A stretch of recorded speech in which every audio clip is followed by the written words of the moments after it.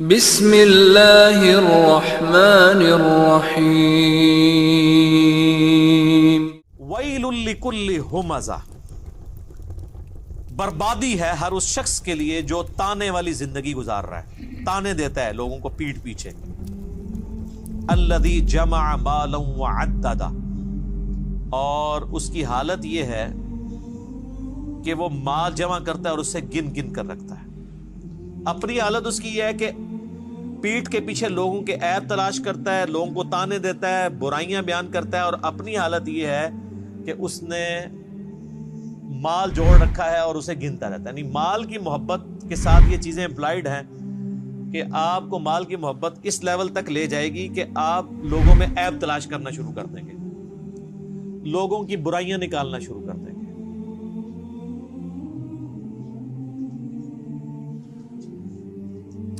یحسب ان مالہ اخلدہ، وہ خیال کرتا ہے کہ اس کا مال کبھی بھی فانی نہیں ہوگا، ہمیشہ کے لیے اس کا مال اس کے ساتھ رہے گا۔ جو لوگ مال جوڑ رہے ہوتے ہیں نا، ان کی حالت ویسے یہی ہوتی ہے۔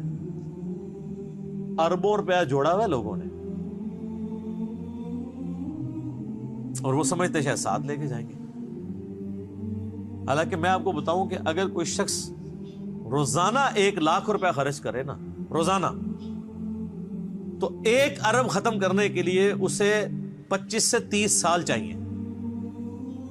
یہ کیلکولیشن کر لیجئے گا، 1 ارب اتنی بڑی رقم ہے، اور یہاں لوگوں کے پاس اربوں ہوتے ہیں، اور 70-80 سال کے ہوئے ہیں، ان سے پوچھا آپ نے کتنی زندگی گزارنی ہے، اور روزانہ 1,00,000 روپے کو خرچ کر سکتا ہے؟ کیا کرے گا؟ نوٹ بھی کھانا شروع کرے تب بھی نہیں کھا سکتا۔ لیکن جب جس کو لت پڑ جائے تو وہ پھر یہی کرتا ہے، اور پھر وہ سمجھتا ہے میرا مال فانی نہیں ہوگا، نہ اس نے مرنا ہے۔ کلا، ہرگز نہیں، لَيُنبَذَنَّ فِي الْحُطَمَةِ، یقیناً اسے حطمہ میں پھینک دیا جائے گا۔ یعنی دنیا کی محبت میں جو مبتلا ہوا اور تباہ و برباد ہو گیا، اس کا الٹیمیٹ انجام حطمہ ہے۔ وَمَا أَدْرَاكَ مَا الْحُطَمَةُ، اور تم کیا جانو کہ حطمہ کیا ہے؟ نار اللہ الموقدہ، وہ اللہ کی ایک آگ ہے جو خوب بھڑکائی ہوئی، دوزخ کی آگ۔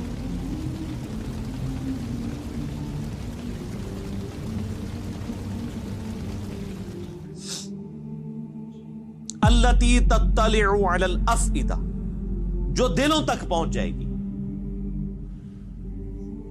ویسے تو آگ جلا کے راکھ کر دیتی، کھالیں جلیں گی، جسم فنا نہیں ہوگا، تاکہ جسم کو تکلیف ہوتی رہے۔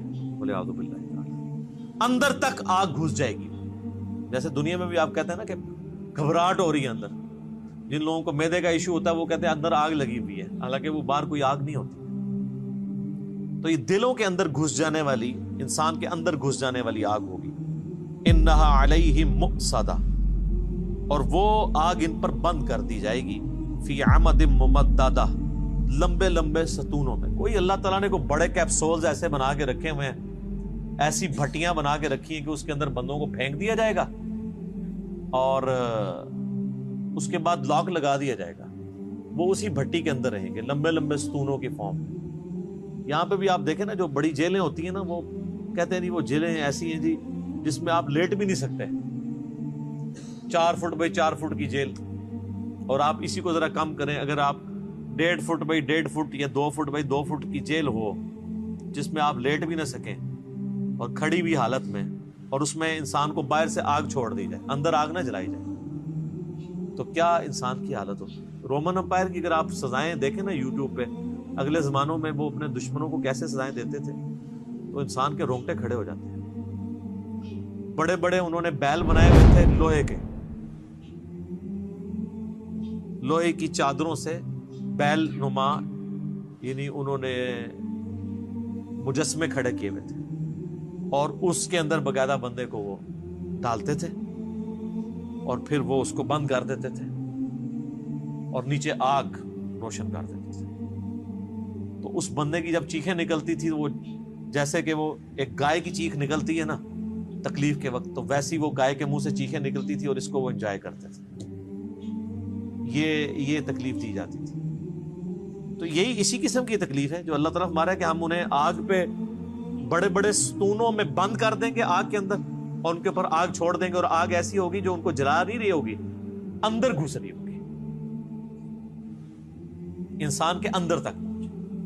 یہ کوئی امیجن ہی نہیں کر سکتا. یہ یقین کریں قرآن لوگوں نے نہیں پڑھا تو اس لیے وہ سمجھتے ہیں کہ کوئی اللہ تعالیٰ کوئی نعوذ باللہ کوئی بڑی نانی اماں یا دادی اماں ہے, اس نے اینڈ پہ سب کو معاف کر ہی دینا ہے. اتنا آسان معاملہ نہیں ہے, یہ بڑا مشکل معاملہ ہے. اور آپ یہ دیکھیں کہ جب یہ آیات نازل ہو رہی ہیں عربیوں کی زبان میں تو ان کی کایا قلب تو پھر ہوتی تھی نا. ہم تو صرف ترجمہ سن کے تو ہماری حالت بدل جاتی ہے, تو جن کی اپنی زبان میں یہ چیزیں نازل ہو رہی تھی ان پہ کیا کیفیت گزرتی ہوگی.